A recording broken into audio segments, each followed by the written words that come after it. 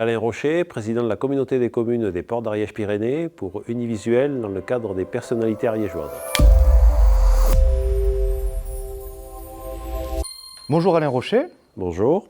Donc on se retrouve aujourd'hui avec vous pour un nouvel épisode. Vous êtes président de la communauté des communes Portes d'Ariège-Pyrénées, la CCPAP, depuis 2020. Tout à fait. Voilà, est-ce que vous pouvez nous en dire un petit peu plus sur ce qui est la CCPAP? Alors la CCPAP, c'est donc une EPCI, c'est-à-dire un établissement public de coopération intercommunale. Alors juste vous dire pourquoi il existe des intercommunalités. C'est une spécificité française. En fait, la France, elle est composée de grosso modo 35 000 communes, ce qui est dans le paysage européen très rare. Beaucoup de pays comme l'Allemagne, l'Italie, etc. se sont regroupés de façon à faire des périmètres d'action qui soient suffisants. En France, ce n'est pas le choix qui a été fait, et donc il a été décidé dans les années 95 de créer ce qu'on appelle des intercommunalités qui ont vocation à regrouper sur un même périmètre un certain nombre de communes pour avoir, une taille suffisante pour engager des actions sur des domaines comme la voirie, les ordures ménagères, où la taille communale est vraisemblablement plus suffisante. Une commune moins de 2000 habitants aujourd'hui, elle n'a pas de capacité financière très importante pour assurer une ingénierie qui derrière va développer des services d'accompagnement à la population, des services de crèche, des services tout ce qu'on peut imaginer. Et donc la spécificité française, c'est d'avoir créé cet étage, on pourrait dire, supplémentaire d'intercommunalité, qui n'a qu'une vocation, c'est de permettre aux communes d'accéder à un niveau de service suffisant.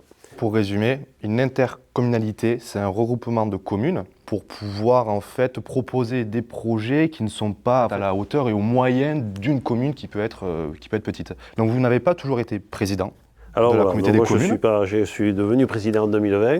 Exactement. Avant cela, vous avez été chef d'entreprise, vous avez été président d'Ariège Initiative, président de Triple A, mais je crois que vous êtes toujours actuellement. Alors je suis président de Triple A depuis 2021. Mais vous êtes avant tout un enfant du pays. Alors voilà, moi je suis né à Pamiers il y a plus de 63 ans, dans quelques maisons à côté du siège où nous sommes aujourd'hui. Donc j'ai fait mes études à Pamiers, puis ensuite j'ai fait des études supérieures à Toulouse.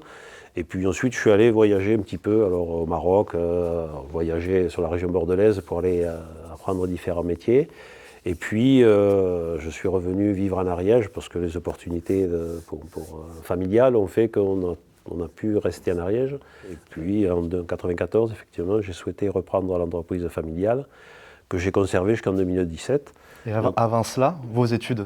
Alors, moi, j'ai fait l'INSA à Toulouse, donc une école d'ingénieur en génie civil. Oui.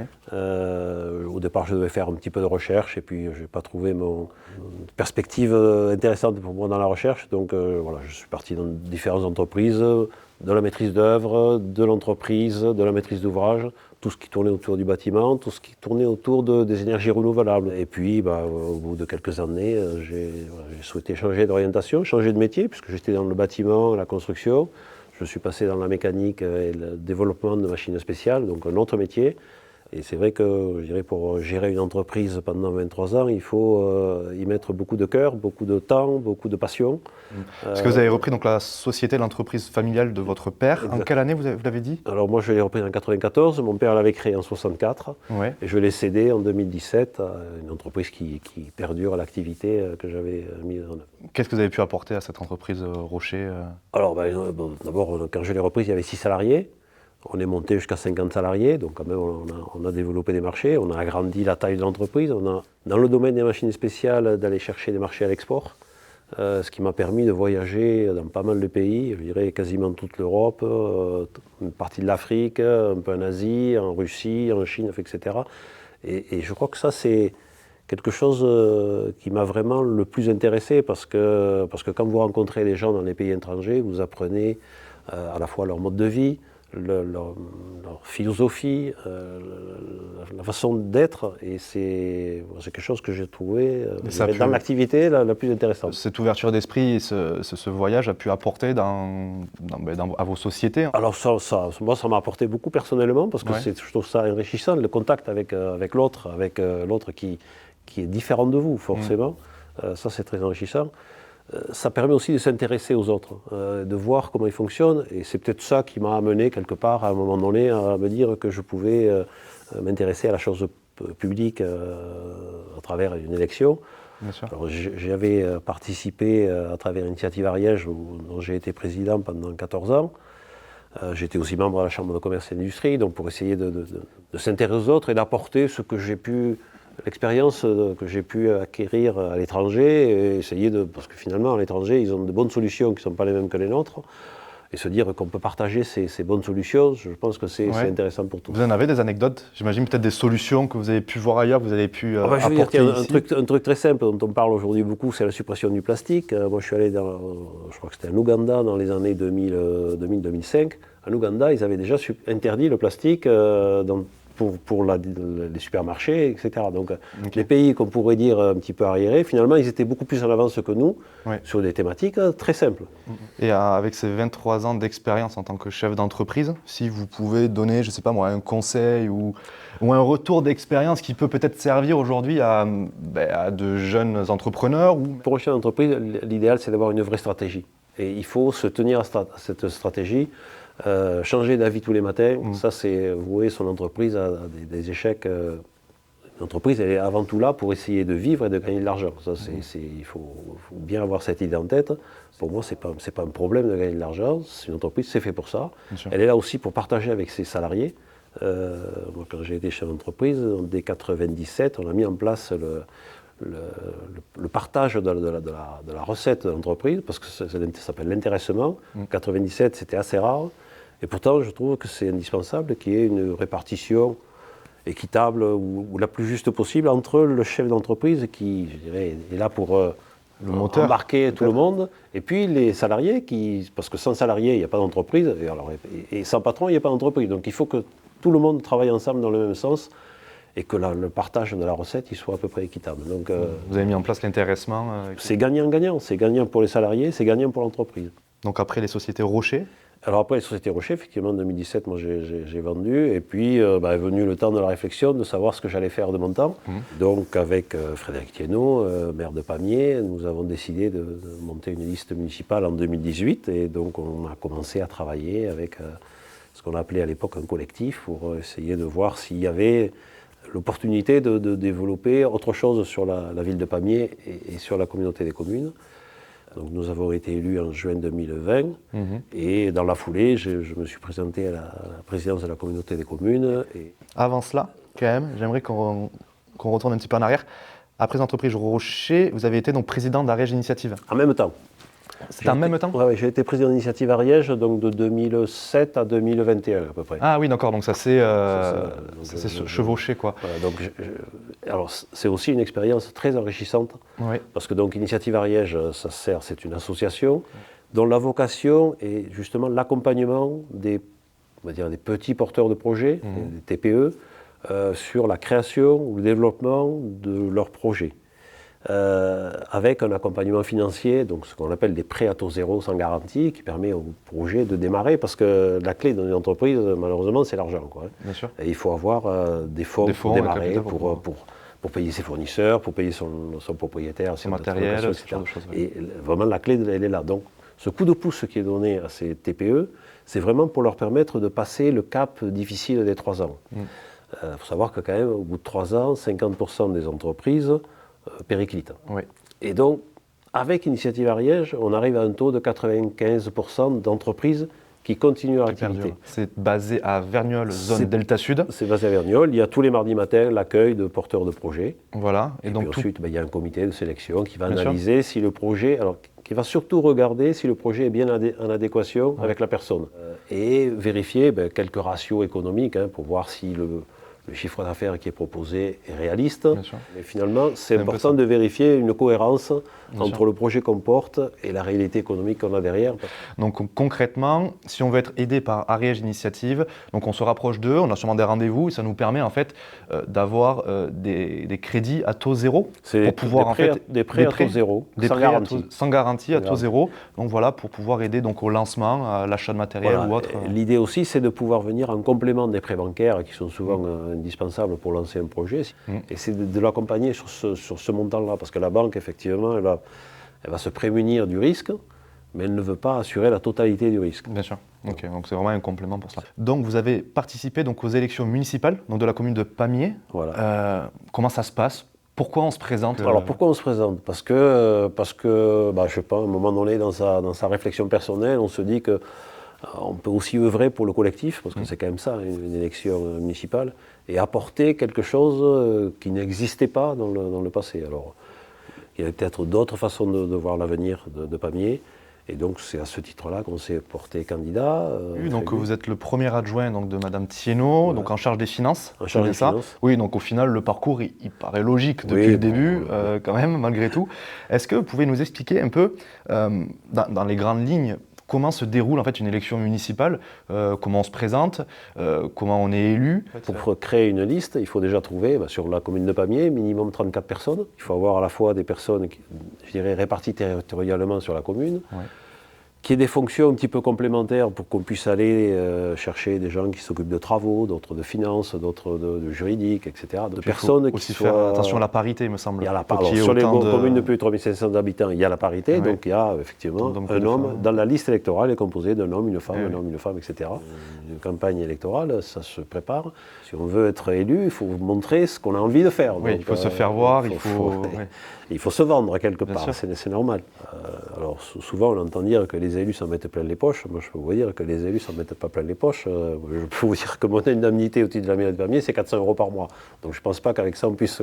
oui, parce qu'on est indemnisé du coup. On est indemnisé parce que effectivement il faut consacrer du temps, il faut consacrer des déplacements, il faut trouver l'équilibre entre le temps qu'on peut consacrer à une action d'intérêt général, parce que vous avez des réunions le soir, parce que vous avez des obligations le week-end, et que ce n'est pas 35 heures par semaine. C'est les élections municipales en fait, qui, en parallèle, vous nomment en fait président de la communauté des communes. Alors non, c'est pas tout à fait ça. C'est pas tout à fait ça. En fait, les élections municipales, elles désignent des conseillers municipaux. Tout à fait. Ensuite, on est au sein du conseil municipal, il y a toujours une tête de liste, est élu, pour Pamiers, c'est une femme, une maire, qui est élu par le conseil municipal. En fait, les citoyens n'élisent pas leur maire, ils élisent des conseillers municipaux.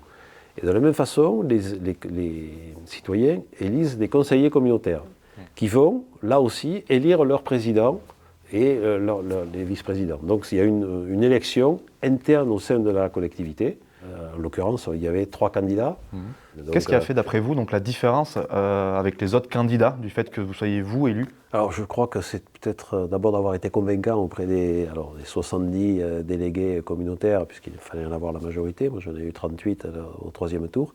Et peut-être aussi leur proposer une méthodologie un petit peu différente sur l'approche qu'on pouvait avoir de la communauté des communes et l'objectif de la communauté des communes qui doit, à mon sens, être d'abord au service des 35 communes qui la composent. Donc, un mandat, c'est de 6 ans, c'est bien cela? C'est 6 ans, c'est comme les élections municipales. On peut renouveler? On peut renouveler, mon prédécesseur a renouvelé 3 fois, donc on peut renouveler.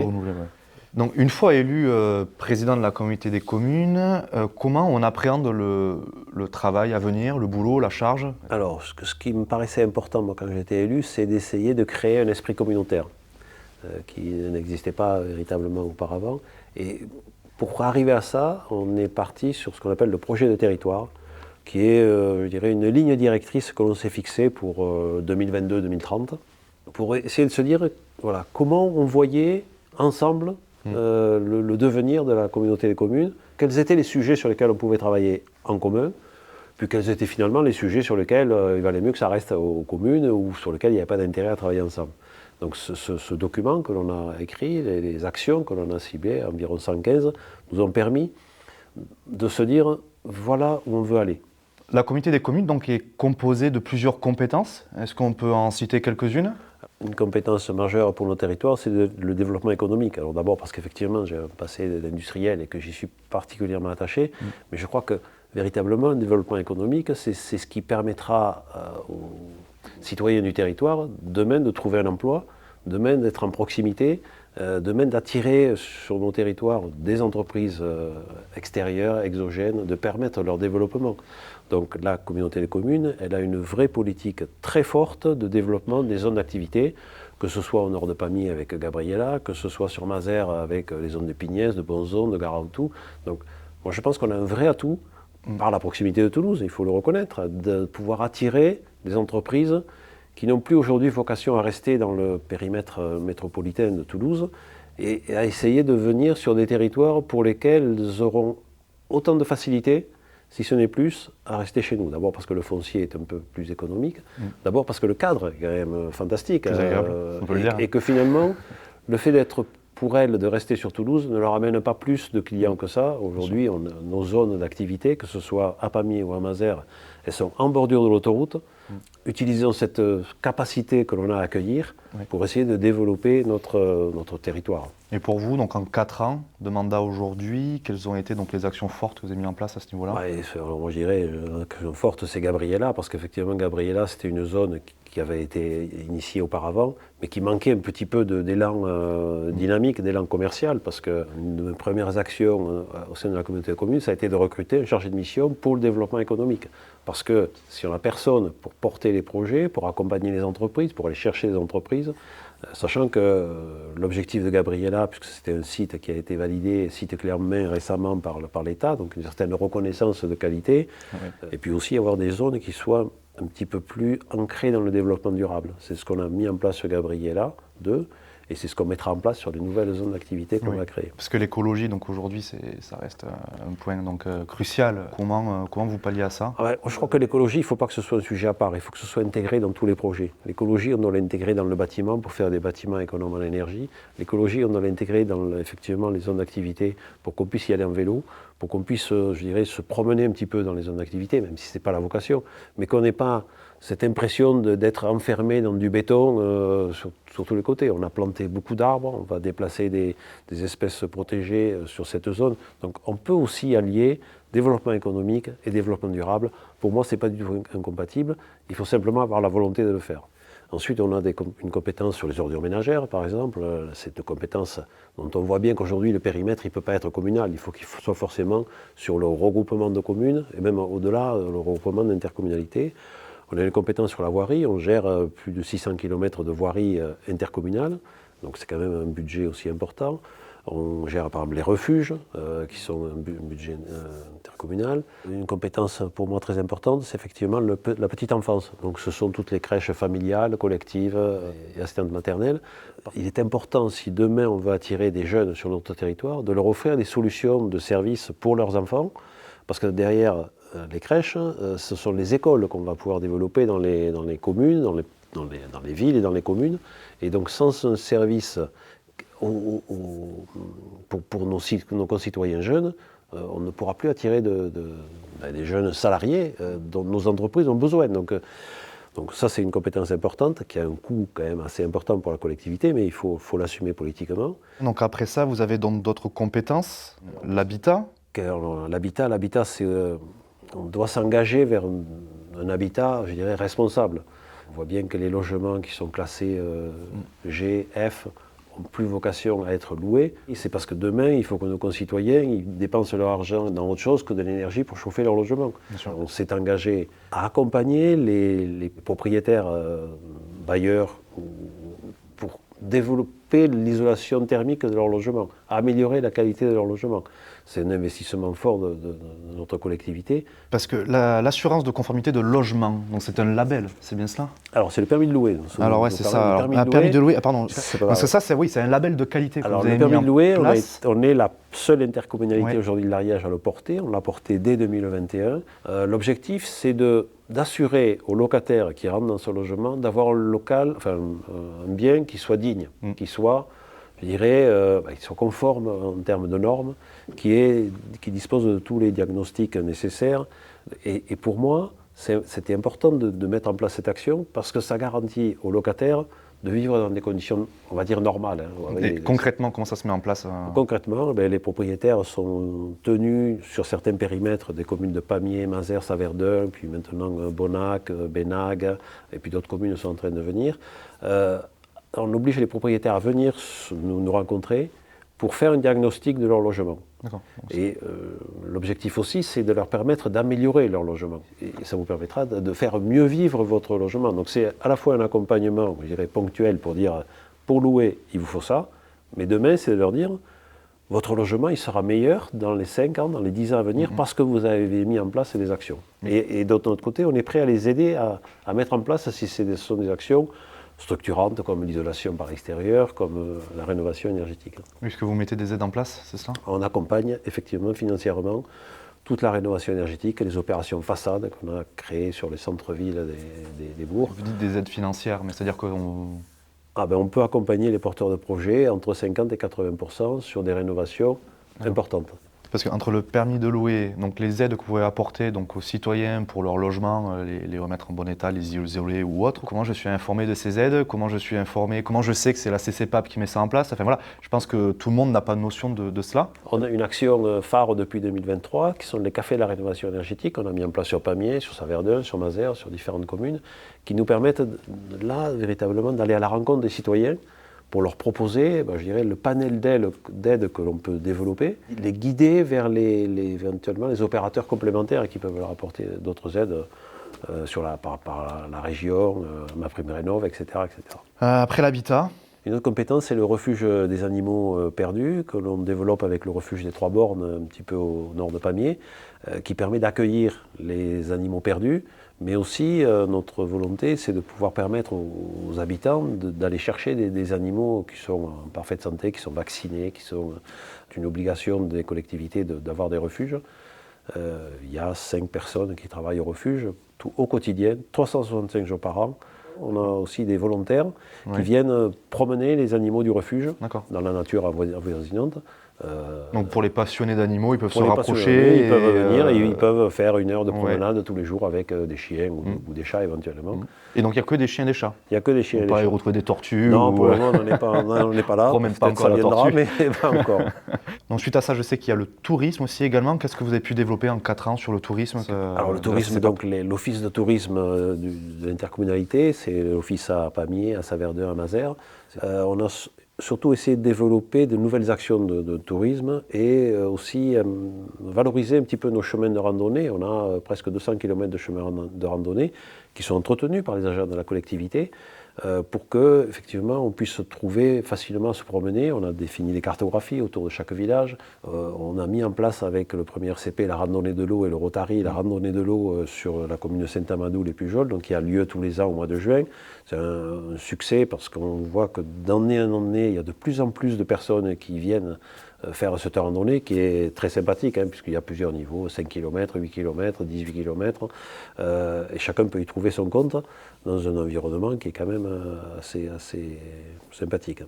Donc pour le coup, en fait, on voit vraiment l'intérêt d'une intercommunalité, parce qu'on ne pourrait pas faire de la voirie, on ne pourrait pas faire de chemin de randonnée si toutes ces communes en fait, n'étaient pas soudées entre elles, tout simplement. Et puis aussi la liaison entre les communes, parce que si chaque commune fait son petit chemin de randonnée, on voit bien qu'on a intérêt à mutualiser un petit peu. L'intérêt de l'intercommunalité, c'est vraiment de mutualiser des actions sur un périmètre qui est au-delà de la commune. Bien sûr. Et on l'a énoncé tout à l'heure, donc 8 intercommunalités dans le département. Est-ce que ça vous arrive, est-ce que c'est possible que ces intercommunalités bossent ensemble pour pouvoir, pourquoi pas, proposer des projets encore plus conséquents? Depuis le 2020, c'est ce qu'on a essayé d'initier avec mes collègues présidents des autres intercos, c'est de se retrouver 3-4 fois par an pour discuter des sujets qu'on a en commun. Parce que finalement, on voit bien que dans un certain nombre de syndicats, notamment le SMECTOM, on est presque tous là. Pour les pompiers, parce qu'il faut savoir quand même que c'est les intercommunalités qui financent une grosse part du budget des pompiers.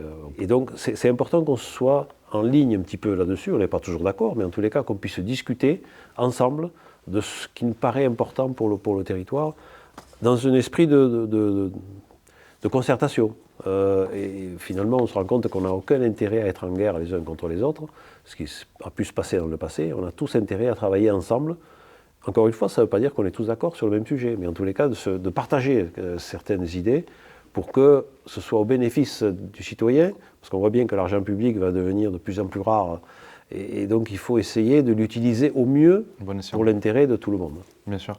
D'où vient le budget en fait, tout simplement? Elle dépend de qui? Elle est privée, elle est publique? Alors le public, c'est un établissement public de coopération intercommunale, donc c'est public. Alors on dépend un petit peu comme des communes de ce qu'on appelle la DGF, la dotation globale de fonctionnement. C'est l'État qui verse en fonction de différents critères un budget. Donc le budget, grosso modo, c'est 35 millions de fonctionnement, c'est 5 millions d'investissement. Et ces 35 millions, ils servent à quoi? Ça paraît énorme comme chiffre, mais finalement, ce n'est pas grand-chose. Ils servent à quoi? Ils servent d'abord à payer un certain nombre de charges qui nous sont imposées. J'ai parlé des pompiers, j'ai parlé du SMECTOM, Voilà, on a un certain nombre d'organismes et finalement, on sert de collecteur pour l'État sur des sujets où on a peu d'actions. Ça, pour nous, c'est plus d'un tiers de notre budget. Donc c'est quand même assez important. Bien sûr. Ensuite, effectivement, on a le budget en dépenses qui correspond au pôle petite enfance, qui est aussi, je l'ai dit, un pôle d'attractivité pour nos territoires. Et donc c'est important de mesurer que c'est un budget pour nous qui est de l'ordre de 6 millions d'euros par an. Vous voyez, des masses assez importantes. On a effectivement un certain nombre d'agents, 230 agents, qui ont aussi une part importante. On a des frais généraux parce qu'effectivement, le fait d'avoir des crèches, par exemple, ça vous génère de l'électricité, du chauffage, de l'entretien, des couches pour les enfants qu'il faut fournir, etc., etc. Donc on a des charges fixes importantes. Ce qui fait qu'à l'arrivée, on a des marges de manœuvre qui sont relativement faibles. Parce qu'entre nos recettes, qui proviennent donc en partie de l'État, en partie de la fiscalité locale, c'est-à-dire un petit peu de taxes foncières, mais on a un taux qui est assez réduit pour les usagers, on est à 5%, là où certaines communes sont à 40%, donc c'est pas ça. Voilà. Oh. Par contre, on a ce qu'on appelle la cotisation foncière des entreprises, c'est-à-dire, je dirais, une taxe complémentaire au foncier pour l'activité économique. Donc nos recettes, elles proviennent en partie de l'État, et en grosse partie de la fiscalité locale, et en partie de quelques subventions. Donc aujourd'hui, il vous reste un peu moins de 2 ans de mandat. Est-ce qu'il y a des actions qui vont être mises en place d'ici la fin de votre mandat ou... Alors je dirais qu'en 4 ans, on a déjà mis quelques actions en place, notamment le siège où nous sommes aujourd'hui. Nous étions, la CCPAP était installée dans les anciens locaux de l'hôpital, dans des bureaux complètement vétustes, qui n'étaient plus du tout adaptés à la taille de la collectivité. Donc aujourd'hui, on a, je pense, des locaux qui sont beaucoup plus agréables, qui permettent aux agents de fonctionner beaucoup mieux, qui permettent aux agents de se parler, parce que c'est ça aussi qui est important dans une collectivité, c'est que les choses avancent ensemble. Et puis on a développé une crèche, notamment à la Tour du Crieu, donc un souhait d'offrir encore une fois des solutions d'attractivité, de facilité pour les habitants du territoire. On a développé quelques chemins de randonnée, on a investi pas mal dans la voirie, on vient de réhabiliter il y a quelques jours un pont qui s'était effondré sur Saint-Victor-Roseau. On a investi un pont assez important, plus d'1 million d'euros, sur le Vernet, donc le pont qui traverse l'Ariège. Sur la déchetterie de Saverdun que l'on gère, on essaie de mettre en place des dispositifs, on l'a redimensionné, pour permettre aux usagers d'avoir une utilisation beaucoup plus adaptée. On a un projet, ça c'est un petit peu plus long, sur le long terme, de mettre en place un dispositif de transport en commun sur le bassin apaméen. Parce que si demain on veut réduire l'utilisation de la voiture individuelle, on s'est engagé à travers le covoiturage à essayer de faciliter la mise en commun des personnes à travers des trajets. Mais si on va aller plus loin, il faut qu'on mette en place un réseau de bus, un petit peu à l'image de ce qui a été fait sur Foix. Aujourd'hui, on est en 2025, 5 ans de mandat. Quel est votre sentiment sur le travail accompli jusqu'alors ? Alors, moi, je dirais que mon sentiment, c'est d'avoir, je dirais, permis à l'intercommunalité de se trouver quelque part. Je suis arrivé dans une intercommunalité où, finalement, il n'y avait pas trop de cohésion entre les différentes communes. Et je crois qu'au bout de 5 ans, on est arrivé à ce que tout le monde se parle, tout le monde connaît son territoire. Et je crois que cet esprit de convivialité que j'ai essayé de mettre au niveau des agents, il s'est aussi retrouvé au niveau des élus. C'est ça, c'est se dire, on est tous ensemble, essayons d'œuvrer véritablement pour le collectif du territoire. L'esprit que j'ai pu amener, en tous les cas, et que je souhaiterais continuer sur le reste du mandat, c'est ça, c'est de dire, ensemble, on va aller plus loin que si chacun va de son côté. Il vous reste du coup un peu moins de 2 ans de mandat, on l'a dit. Est-ce qu'on peut imaginer que vous représentez aux prochaines élections ? Vous savez, pour être président d'une communauté de communes, il faut d'abord être élu municipal. Ouais. Ça, c'est la base. Donc il faudra voir en fonction des résultats des élections municipales de 2026 si je peux me représenter à ce poste-là, si j'étais... et si d'abord les élus le souhaitent. Parce que je pense qu'il faut d'abord se faire accepter, montrer son bilan, et puis montrer des perspectives aussi, vers où il faudra réécrire un nouveau projet de territoire quelque part. Mais ça, c'est un partage avec les élus. Est-ce qu'il y a une volonté du coup de votre part quand même, malgré tout Moi, je ne vous cache pas qu'effectivement, si j'en avais la possibilité, ça serait possible. Mais voilà, c'est la volonté des électeurs qui définira si c'est possible ou pas. Bien sûr. Pour finir, je souhaiterais vous poser une question. Du coup, que ce soit pendant votre mandat donc municipal ou intercommunal, est-ce qu'il y a un souvenir marquant, fort, quelque chose que vous garderez en tête ? Sûrement l'élection, le jour de l'élection de président de la communauté de communes, parce que c'est vrai que ça a été une élection un petit peu agitée, et que dans la vie de quelqu'un, c'est un événement qui est marquant en tous les cas. Donc voilà, alors, effectivement, j'en garde un bon souvenir parce que j'ai été élu. La dynamique qui a été mise en place ce jour-là, où on a commencé à 9h du matin pour finir à, je crois que c'était 21h ou 22h du soir, avec des moments un petit peu de tension, ça reste un moment important. C'était le premier jour de ma présidence. Voilà, j'espère qu'il y en aura d'autres d'ici les 2 ans à venir. Je dirais s'il y avait un deuxième jour, c'est effectivement quand on a inauguré la venue dans ce bâtiment où l'on est. C'était aussi quelque part j'étais content, essentiellement pour les équipes qui allaient trouver enfin un cadre de travail adapté à leurs besoins. Donc j'étais satisfait qu'on puisse enfin offrir un cadre de travail performant. Qu'est-ce qu'on peut vous souhaiter pour la suite ? Je ne sais rien, de pouvoir... ce que je souhaite, c'est que... pourquoi j'ai souhaité être élu ? C'est parce que je pense que l'intérêt général est plus important que la somme des intérêts particuliers. Donc pour moi, l'idée, c'est vraiment de dire, si je dois apporter quelque chose, il faut que ce soit pour l'intérêt général. Si je devais être élu pour l'intérêt particulier, ben finalement, il vaut mieux rester chez soi. Et voilà, je constate souvent que l'intérêt général, il passe souvent derrière les intérêts particuliers, et je trouve ça dommage parce que ça pénalise finalement l'ensemble du territoire. Bien sûr. Merci Monsieur Rocher de nous avoir accordé ce petit moment. J'espère que vous avez passé un bon moment. Ben, tout à fait, voilà. Merci beaucoup de votre participation. En tous les cas, avec plaisir, et puis j'espère que tout ça aura pu éclaircir un peu plus ce qui est en fait la CCPAP, ou une communauté des communes à nos citoyens, parce que c'est peut-être quelque chose qui n'est pas réellement clair pour tout le monde. Puis de voir un peu les actions qui ont été mises en place durant ce mandat, et les actions qui arriveront donc très prochainement. Merci beaucoup. Voilà. Merci à vous. Bonne journée.